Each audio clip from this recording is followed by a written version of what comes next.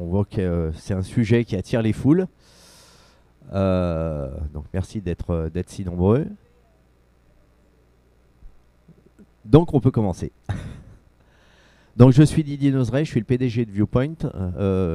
Juste un petit mot, Viewpoint c'est une société française où on est dans la région lyonnaise. On a un nom à consonance anglaise parce que dans nos métiers historiques on travaille dans le monde entier. Mais pour l'eau on travaille plutôt sur la France, un peu la Suisse et la Belgique pour l'instant.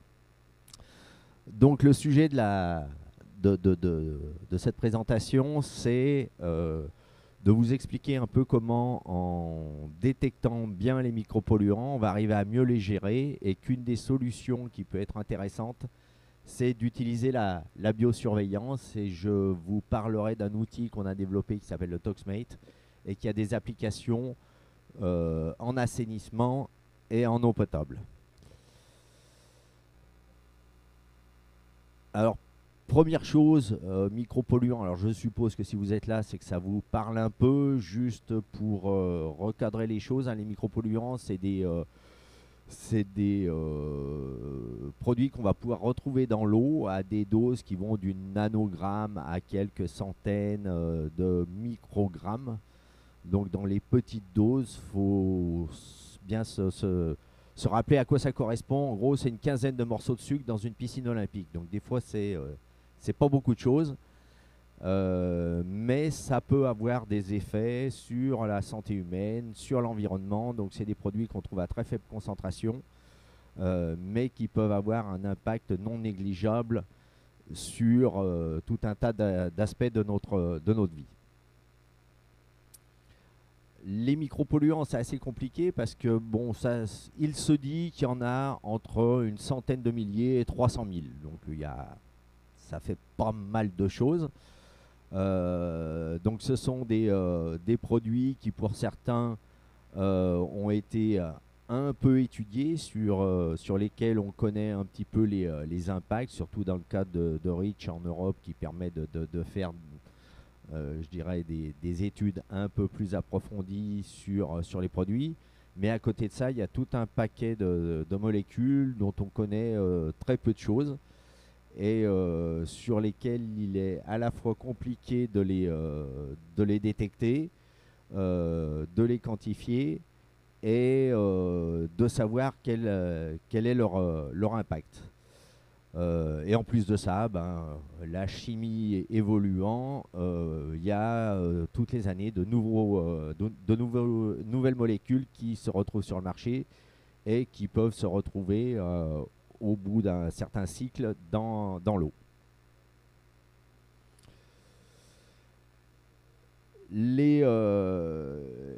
Les milieux aquatiques donc, peuvent être impactés par la présence de ces micropolluants qui peuvent avoir des effets toxiques.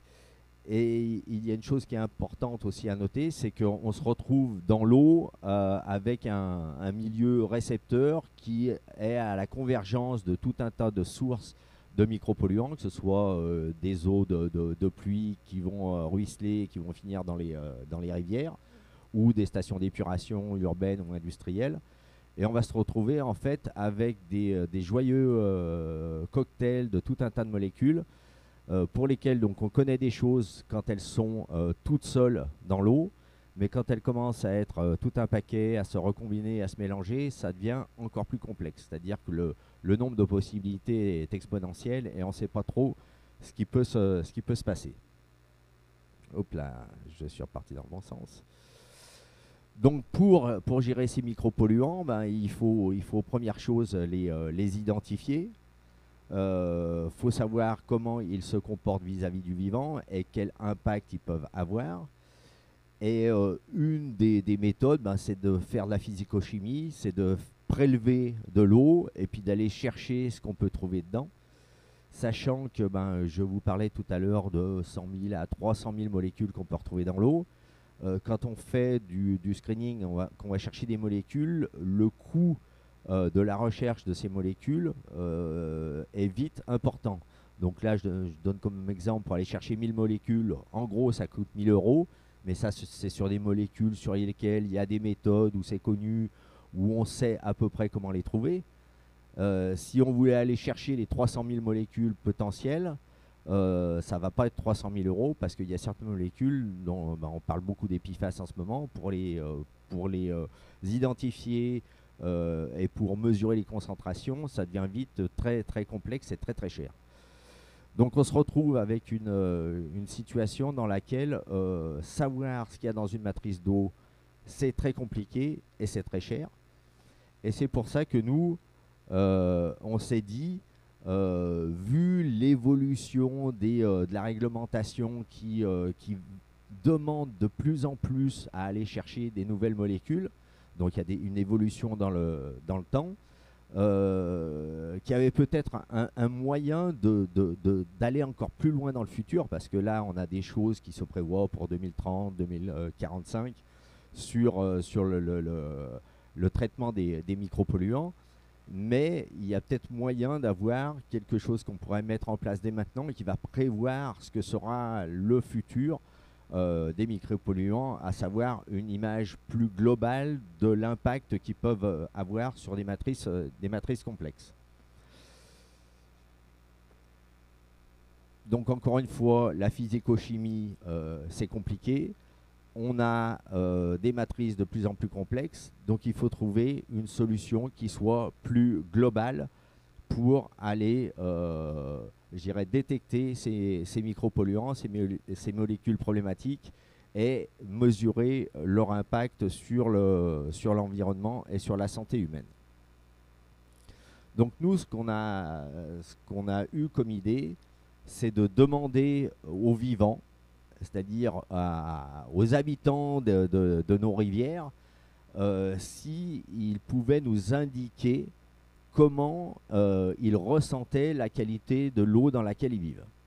Et c'est là, donc, c'est ce qu'on appelle la biosurveillance, c'est demander à des organismes vivants de nous donner de l'information qui permettent de caractériser le milieu ou l'eau dans laquelle ils vivent.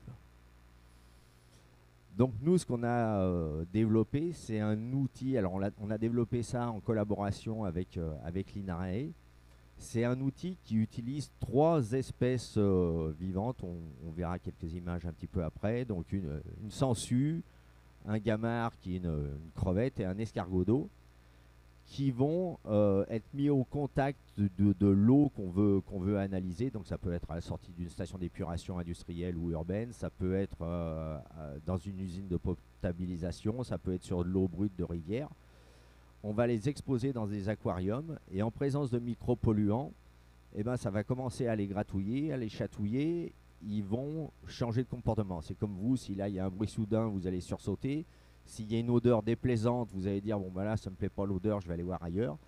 En fait, il y a un comportement qui est un comportement de fuite. Quand un animal il se trouve dans un endroit qui lui plaît pas, eh ben il veut partir ailleurs. Donc nous, ce qu'on a fait avec l'INRAE, c'est qu'on a cherché quel était le comportement standard de ces individus dans une eau qui leur convient bien, et on va mesurer l'écart à ce comportement standard en présence de micropolluants. Alors on a fait tout un tas de développement expérimental pour vérifier que les macropolluants, nitrates, phosphates, tout ça, ça les embêtait pas, que certains paramètres comme la température, eh ben, il fallait qu'on la maintienne stable pour pas qu'ils changent de comportement, et qu'on oxygène l'eau de façon à ce qu'ils aient assez d'oxygène pour vivre, et que ça ne modifie pas leur comportement. Et on a passé tout un tas de micropolluants en test, et on s'est aperçu qu'il y avait des réactions qui étaient différentes en fonction de ces 3 espèces. Donc c'est ça qui est intéressant aussi, c'est que c'est un outil qui utilise des macro-invertébrés qui sont au niveau phylogénétique complètement différents, donc qui vont percevoir les micropolluants de manière différente, ce qui va nous permettre de mieux caractériser le type de micropolluant qu'on peut avoir dans l'eau. Donc là en bas à droite, vous voyez une image de ce que voit notre outil. Donc on a des aquariums où on a un individu par aquarium. Donc on a 3 espèces, et à chaque fois 16 individus de chaque espèce, parce que comme on travaille avec du vivant, il faut qu'on puisse faire un peu de statistiques pour savoir si le groupe réagit de la même manière et détecter les choses comme il faut. Donc en fait, dans notre système, on a 3 panneaux de 16 individus avec des caméras qui les regardent en permanence et qui vont analyser en temps réel leur comportement et leur modification de comportement en présence de micropolluants. Alors vite fait, quelles sont les petites bêtes qu'on utilise, hein, c'est une sangsue. Alors il y a le logo INRAE parce qu'on a développé donc ça avec eux, et c'est eux qui ont la connaissance, je dirais, de tout ce qui peut vivre dans l'eau, et qui nous ont dit bah, ces candidats au niveau scientifique, on les connaît bien, on sait à quoi ils sont sensibles, on sait comment ils réagissent, et ça peut être des bons indicateurs pour détecter ces micropolluants sur site en continu et en temps réel. Et en plus, bah, on les trouve dans toutes les rivières de France et de Navarre, voire d'Europe. Et il y a même des équivalents dans le monde entier. On peut trouver la sangsue américaine, la sangsue chinoise. On peut trouver la crevette américaine, la crevette chinoise. Donc et on a même les espèces marines qui vont avec. On peut, je dirais, étendre l'utilisation de ce type d'appareil sur tous les continents. Donc c'est un intérêt aussi important. Donc le dernier, c'est un petit escargot qui, comme il le dit à la fin, normalement il va assez lentement, mais s'il se met à aller vite, c'est qu'il est pas content. Donc l'outil Toxmate, en gros c'est un gros frigo américain qu'on va pouvoir mettre en place d'une sortie de station d'épuration urbaine ou industrielle, ou sur des eaux brutes, ou sur un process de potabilisation. Et on va pomper en permanence l'eau qu'on veut analyser. On va la filtrer parce que on ne veut pas qu'il y ait des matières en suspension qui passent dans les aquariums et qui perturbent l'analyse de nos caméras, l'analyse de comportement. On va maintenir la température et on va ajouter de l'oxygène. Et on va avoir un flux d'eau en continu qui va passer dans les aquariums et qui va permettre d'exposer tous ces individus à l'eau qu'on veut analyser. Alors si j'arrive à faire une petite chose, je vais pouvoir passer une petite vidéo là, tic, juste pour que vous voyez un peu ce que ça dit. Donc ça c'est des gamarres, hein. La petite crevette qui est dans de l'eau qui est de qualité correcte, donc qui va à une vitesse tranquille. En présence de micropolluants, ça va commencer à s'agiter un peu plus parce qu'ils ont envie d'échapper à cette mauvaise qualité d'eau et aller voir ce qui se passe ailleurs. Et c'est encore plus visible sur la sangsue, là, donc de la sangsue dans une eau qui va bien, et de la sangsue dans une eau qui commence à les chatouiller un peu. Donc on voit que le comportement, il est différent, et c'est des choses qu'on va nous détecter sur le terrain en quelques minutes. Ça prend pas des jours à ce qu'ils disent je suis pas bien, à des doses donc de micropolluants, des doses environnementales. Ces individus vont réagir rapidement et vont montrer des choses. Alors peut-être pas les 3 en même temps, ça peut être une seule espèce qui montre des choses. Des fois c'est les 3 espèces, et ils vont chacun avoir leur façon de réagir, et donc de montrer ce qui les dérange. Donc de cette analyse de comportement en temps réel, on va sortir pour chacune des espèces un signal qui va être représentatif en fait du stress qu'ils ressentent, donc peu ou prou de la quantité de micropolluants qui se trouvent à ce moment-là dans l'eau. Et on va pouvoir avoir un signal toutes les 2 minutes qui va vous permettre de savoir. Donc on a fait des étalonnages en disant bon, là on peut considérer que c'est une eau de qualité acceptable. Après il y a des niveaux qui disent là il faut commencer à se poser des questions, les petites bêtes elles disent qu'elles sont pas très contentes, ou là vraiment elles ont une réponse marquée qui veut dire qu'il y a quelque chose qui les dérange réellement et qu'il faut faire quelque chose. Donc ça c'est je dirais une chose qui peut être installée sur des stations d'épuration et qui peut permettre aux exploitants de réagir, ou au moins, pour l'instant, de comprendre comment ça se passe en termes de micropolluants chez eux. Alors on a défini à partir de ces signaux-là qu'on a vus, je dirais des critères d'alerte pour essayer de classifier ce qui se passe. Donc ça, bon, je dirais, on l'a fait de manière heuristique. On l'a fait aussi d'une façon à ce qu'on n'ait pas trop d'alertes qui soient générées, parce que si le système dit qu'on est en alerte tout le temps, bah, c'est compliqué pour un exploitant de prendre des décisions. Donc on a essayé de trouver une solution qui permet de dire, bah, ça, c'est des événements vraiment importants. Il va falloir comprendre d'où ils viennent, essayer d'améliorer les conditions qui génèrent ce type d'alerte, et puis après se focaliser sur des choses qui sont un peu moins importantes. Et ce que je vais vous présenter maintenant, c'est ce qu'on a fait dans le cadre d'une étude qui a été financée par l'OFB, l'Agence de l'eau Seine-Normandie et l'Agence de l'eau Loire-Bretagne. C'est un projet qui s'appelait le projet Toxamont. Donc je vous ai dit que le Toxmate, on le mettait sur les sorties de stations d'épuration urbaines et industrielles. Et on a voulu là le mettre sur l'entrée de la station. Donc là, on est allé chercher vraiment la poisse la plus complète. Pourquoi l'entrée? Parce qu'on s'est aperçu qu'il y a certains micropolluants, ils sont tellement actifs qu'ils vont avoir un impact sur la bio de la station, et que la bio va même plus pouvoir travailler, ce qui fait que la station au complet, elle travaille mal. Non seulement, bon, une station standard en France, elle élimine les micropolluants par hasard, mais même son travail de fond, elle ne peut plus le faire parce que la bio est impactée et que elle ne travaille plus comme il faut. Donc on a des gens, ils nous ont dit, nous on a souvent ce problème parce que la matrice qu'on a à recevoir fait qu'il y a des intrants de micropolluants qui impactent notre bio. Donc si on pouvait savoir à l'entrée qu'il y a un problème qui arrive, ça nous permettrait de sauvegarder la bio et d'avoir une station qui a son fonctionnement standard qui continue.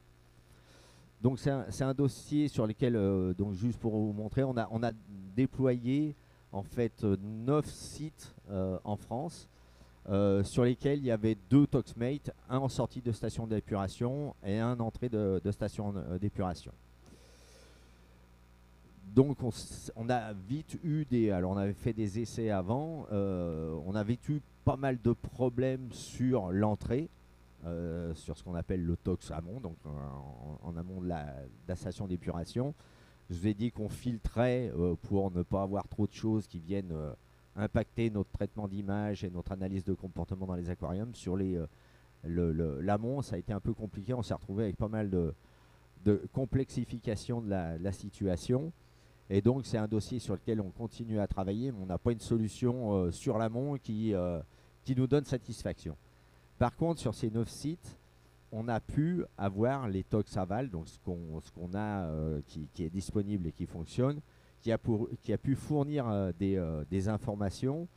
Et là, je vais vous montrer quelques données qu'on a eues sur un des sites qu'on avait équipé, de manière à ce que vous compreniez ce qu'on peut sortir et attendre comme information de la biosurveillance générée par le Toxmate.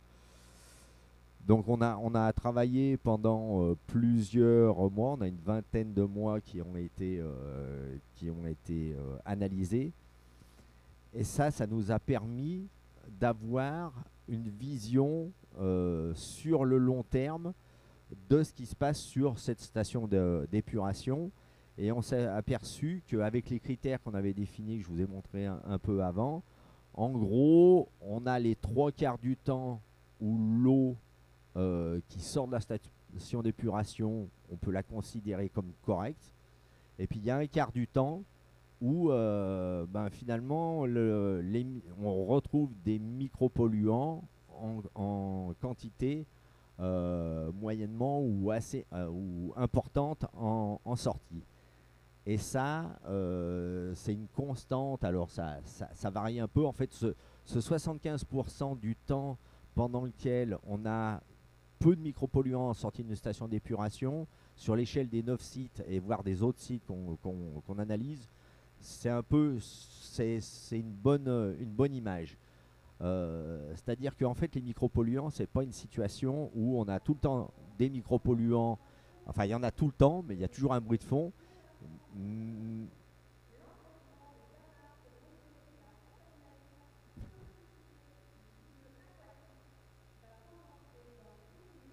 Ça, c'est mon collègue de Biomaïs. Donc,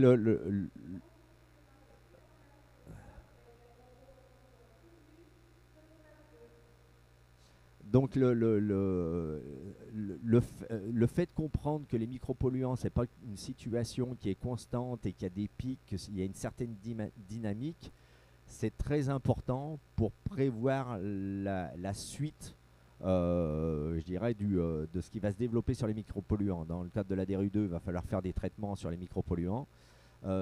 Si on dit je vais prendre des prélèvements une fois tous les mois, j'ai des résultats analytiques qui me disent il y a telle et telle molécule, et qu'à partir de ça, je dois dimensionner un traitement des micropolluants, c'est un sacré casse-tête. C'est-à-dire qu'on va se retrouver dans des conditions où on ne sait pas trop ce qu'on a à faire. Nous, on a le cas, on a travaillé en Suisse où ils ont déjà mis en place des traitements des micropolluants. On a des grosses stations, ils nous ont dit on a un traitement qui est 2 fois trop gros pour ce qu'il y a à faire. Donc bah, ça nous a coûté très cher en investissement, et à faire marcher tous les jours, ça coûte aussi très cher. Donc le fait de connaître un peu cette dynamique de présence, de savoir quand est-ce qu'il y a des gros pics, d'essayer de les caractériser, parce que comme nous on est très réactifs, on peut asservir un préleveur à notre appareil et aller chercher des micropolluants au moment où on a un pic. C'est pas sur une moyenne 24 heures où là le labo, quand il va essayer de faire des analyses, ben, si on a un pic de 2 heures dans la journée, il va être dilué sur tout le reste du temps, donc c'est compliqué d'aller voir ce qui se passe. Et puis il y a aussi tout un tas de choses qui sont importantes en termes de saison, c'est-à-dire que les micropolluants, c'est pas toujours les mêmes qu'on a à toutes les saisons. Donc cette connaissance fine de la façon dont ils sont présents, c'est un outil super intéressant pour mieux définir de quelle manière et comment on doit traiter les micropolluants et comment on va dimensionner ce traitement. Donc nous, on a tout un tas de choses qui se font sur des screenings long terme où on va pouvoir voir en fonction des saisons, des mois, des jours, des heures, avoir une donnée très fine sur la présence de micropolluants. Et il y a une autre chose qui est importante aussi, c'est que je vous ai dit que nos petits macro-invertébrés, ils réagissaient pas tous de la même façon aux différents micropolluants. Et on peut aussi savoir qui a réagi. Alors pour l'instant, on est en train de travailler sur ce qu'on appelle les signatures de réponse qui vont permettre de dire quand l'ensemble des petites bêtes réagissent comme ça, en général, c'est tel type de micropolluant ou telle matrice de micropolluants. Ce qui va permettre de mieux orienter, de mieux savoir ce qui se passe. Donc on a des répartitions aussi en termes de jours de semaine, d'heures dans la journée. Et ce qu'on a fait aussi, c'est qu'on a voulu vérifier sur les sites sur lesquels on était, là, dans le cadre du dossier Toxamon, s'il y avait des corrélations possibles entre ce que l'autosurveillance disait et ce que nous, on mesurait. Et on s'est aperçu qu'il n'y avait aucune corrélation. C'est-à-dire que les données d'autosurveillance, elles ne vous permettront pas de dire ce qu'il faut faire en termes de micropolluants. Donc c'est des choses qui sont certes importantes, mais qui ne permettent pas de servir de base à l'élaboration d'un traitement dans le futur. Il y a zéro corrélation entre ce qu'on mesure nous et ce qui est donné par l'autosurveillance. Donc ça, c'est aussi quelque chose d'important. Il y a des gens qui ont émis il y a quelques années l'hypothèse de pouvoir, je dirais, détecter les micropolluants avec des paramètres macro. Eh bien, ça ne marche pas. Et pour dire aussi quelle est la variabilité, je vous ai dit qu'on avait équipé 9 sites. Et si on regarde sur ces 9 sites, là, chaque ligne, en fait, c'est un site. Le nombre d'événements par jour sur ces différents sites, il est très variable. C'est-à-dire qu'on ne peut pas généraliser sur dire voilà, j'ai un copain, il travaille sur telle station d'épuration, il a fait telle chose.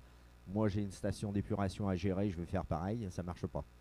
C'est-à-dire que chaque site a sa matrice, a son environnement, et qu'il faut faire une analyse réellement locale pour planifier comme il faut ce qu'il faudra faire.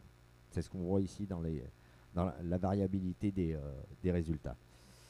Et autre chose, on a aussi fait donc comme je le disais, des corrélations entre les différentes saisons et les bêtes, donc le type de matrice micropolluant qu'on peut avoir. Et on s'aperçoit qu'il y a une variabilité importante en fonction des saisons. Bon, c'est vrai que quand vous avez une station avec un réseau unitaire, ben, quand il y a des périodes de pluie, elle a plus de chances d'être impactée qu'en période d'été de sécheresse. Donc tout ça pour dire qu'il faut utiliser la biosurveillance parce que c'est quelque chose qui vous permet d'avoir une information, je dirais, fine, globale, qui ne sera pas concentrée comme la physico-chimie sur des choses où finalement vous êtes sur un caractère fini, vous allez aller chercher un petit nombre de molécules, quoi, 150 molécules parmi 300 000. Donc le trou dans la raquette, il est quand même très important. Vous allez vous baser sur des effets impact, comment le vivant ressent la situation, en prenant bien en compte les problématiques de mélange, d'effets cocktails, ce qui vous permet, je dirais, de travailler déjà en avance sur les futures réglementations. Alors juste un petit truc, là, on a parlé de station d'épuration. Il y a dans les applications du ToxMate, parce qu'on est très sensible, des possibilités de travailler sur l'eau potable. Et là, on a notamment alors je ne vais pas vous refaire toute la liste des choses qu'on a sorties, mais sur des eaux de forage dans les Alpes, où on pourrait se dire c'est de l'eau qui doit être nickel, eh ben, on s'est aperçu, ou les gens qui nous ont dit nous on veut vérifier quand même comment on est, on a mis en place le ToxMate. La semaine suivante, on commençait à sonner les cloches. Alors eux, ils se disaient, nous on est dans les Alpes, eau de forage, il n'y a pas de souci, on est nickel. Et bien là, on est en train de lancer des campagnes d'échantillonnage sur des alertes, parce qu'ils se sont aperçus qu'ils avaient des problématiques. Et on a fait tout bêtement une analyse de ce que nous on voyait. Là, les traits rouges, c'est quand on a des alertes fortes détectées par le ToxMate. Et on a fait des corrélations avec la hauteur de leur nappe. Et on suppose qu'en fait, suivant la hauteur de la nappe, elle récupère tout un tas de micropolluants qui sont dans les sédiments et qui pompent et qui pour l'instant, ils ne les traitent pas et qui vont être obligés de traiter à terme. Voilà, j'essaye de rester dans les temps avant de me faire exclure de la place. Si vous avez des questions, on a un stand qui est juste là en face, le E15. Donc on peut répondre avec mon collègue Nicolas à toutes vos questions, parce que je crois qu'on n'aura pas le temps à des questions. Merci pour votre présence et puis n'hésitez pas à venir nous voir.